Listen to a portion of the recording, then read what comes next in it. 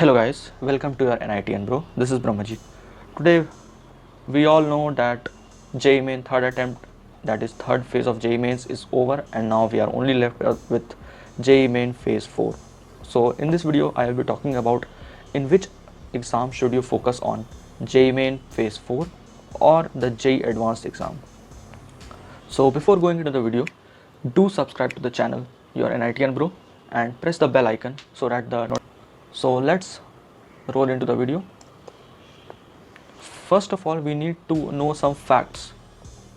That is, the first fact is JEE Advanced has a very unpredictable type of paper.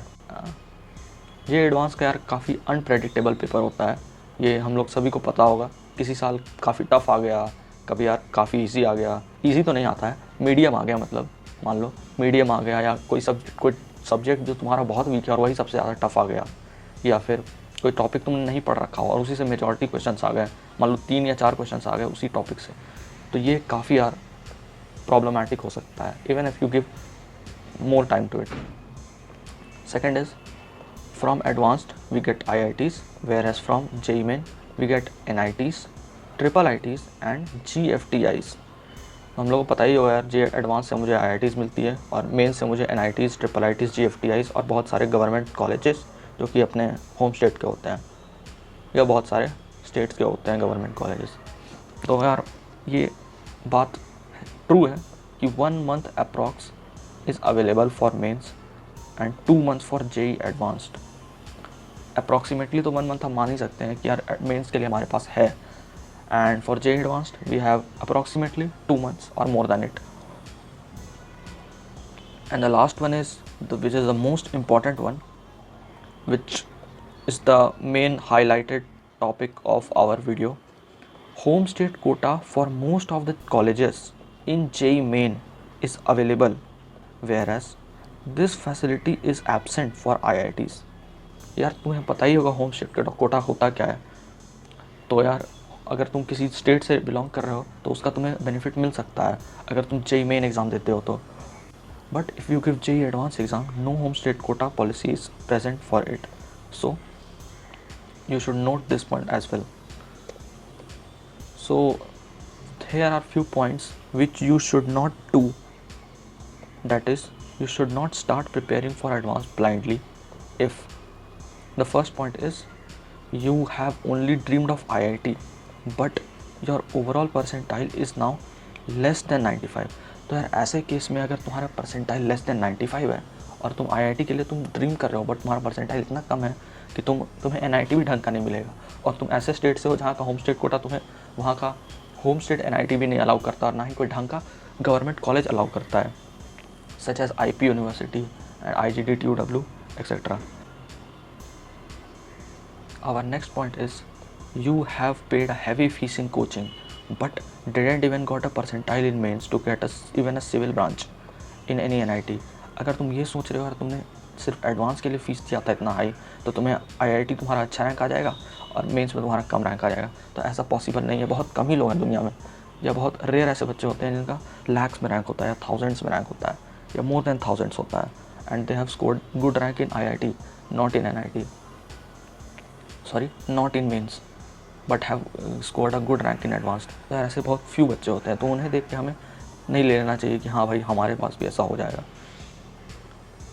Our third point is you have heard that even the lowest package of IIT is much more than NITs, जो कि कोरा बकवास है, ऐसा नहीं होता है.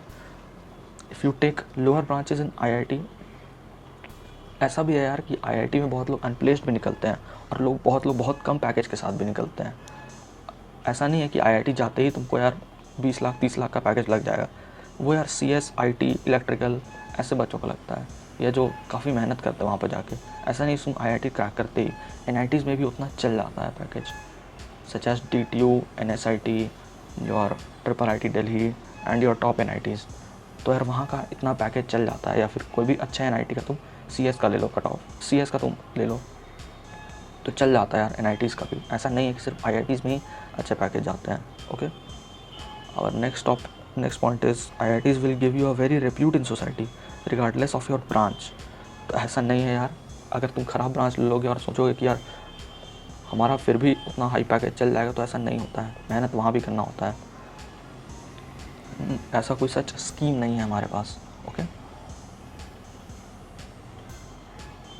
And your last point is siblings are in IIT, so it's my responsibility to get into an IIT no matter what my present condition is. तो यार काफ़ी इंपॉर्टेंट है कि तुम एक स्टेबल कॉलेज में जाओ, रैदर दैन कि तुम्हारा IIT पक्का हो जाए। IIT तुम्हारा पक्का हो जाने से भी अगर तुम बहुत ही लो ब्रांच में ले हो एडमिशन, या सिर्फ नाम का कोई IIT ले लियो लोअर का, तो वो वर्थ इट बिल्कुल भी नहीं है। और समझ रहे हो तुम? सो there are two types of students who would be watching this video. Type 1, who are general category people, got more than 97.4 percentile. I am talking about general category students and OBC candidates only in this video. Okay, तो अगर आपका general category और आपको more than 97.4 percentile आया, या आप OBC category से हो और आपका मोर देन 96.4 परसेंटाइल आया, here you should note that I have taken a general case of all state students of all state, not only a particular state. In some states, even if you score 96 percentile, 95 percentile, you will get a college on home state quota basis. But here I am talking about a general perception of candidates, a general case of candidates. Okay, so if your minimum percentile is 97.4 in general and minimum 96.4 percentile in OBC, then you are in a safer zone, because in this set of percentile, you will get a good college in your home state at least. And even in JOSA you can get minimum of mechanical branch in a good NIT. अच्छे खासे NIT में तुम्हें mechanical branch तो मिल ही जाएगा इतने में तुम्हें, अगर तुम OBC हो और जनरल हो तो। ओके, बट अगर तुम जनरल हो और तुम्हें 97.4 से कम आया है, और तुम OBC हो, तुम्हें 96.4 परसेंटाइल से कम आया है, तो यार ऐसे केस में तुम एक सेफ जोन में नहीं हो। अगर तुम एक केस ले लिया जाए NITs का, जनरल केस ले लिया जाए किसी भी स्टेट के स्टूडेंट का, तो तुम्हें यार ज़रूरी नहीं है कि तुम्हें मिल ही जाएगा कोई अच्छा सा ब्रांच। हो सकता है तुम्हें CSAB तक में तुम्हें मैकेनिकल मिल जाए, लेकिन वो भी बड़ा मुश्किल से मिल सकता है। ओके,